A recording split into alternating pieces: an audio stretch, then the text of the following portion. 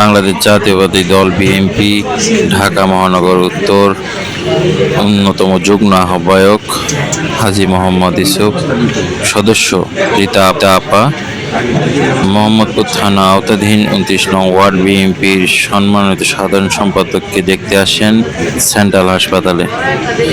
সে সময় উপস্থিত ছিলেন মোহাম্মদপুর থানার আহ্বায়ক শুকুর মাহমুদ ও যুগ্ম আহ্বায়ক বিন্দু।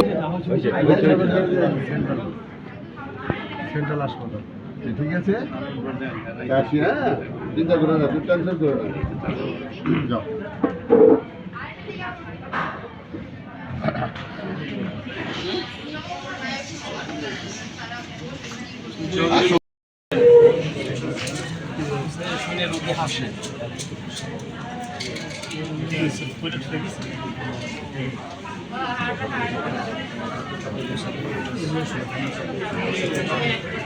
একবার মুখে দিয়ে দিলে ভালো তো না, আবার আপনার কাছে বেশি লাগে না।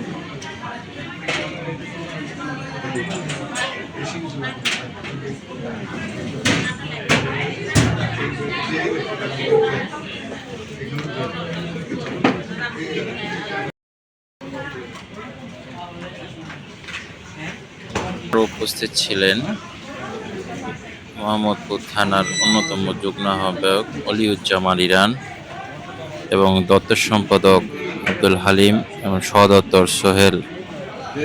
সার্বিক খোঁজ খবর নিতে আসেন ছুটে সেন্ট্রাল হাসপাতালে। সবাইকে তার দোয়া করার জন্য অনুরোধ করা হয়েছে।